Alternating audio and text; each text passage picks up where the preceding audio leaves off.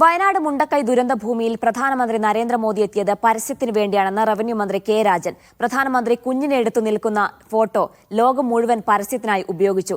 ദുരന്തഭൂമിയിലെ കുഞ്ഞുങ്ങളോട് കേന്ദ്ര സർക്കാരിന് കടുത്ത അവഗണനയാണ്. കേരളീയരെ ആകെ കേന്ദ്ര സർക്കാർ കബളിപ്പിക്കുകയാണെന്നും കെ രാജൻ പറഞ്ഞു.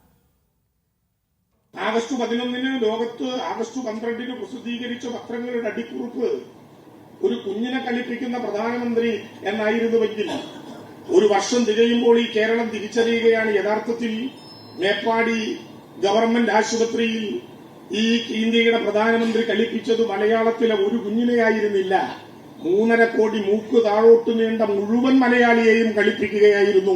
അക്ഷരാർത്ഥത്തിൽ ഇന്ത്യയുടെ പ്രധാനമന്ത്രി ഒരു വർഷം കഴിഞ്ഞിട്ട് 1 രൂപ ഈ കേരളത്തിന്റെ ദുരന്തഭൂമിയിൽ ലഭ്യമായില്ല.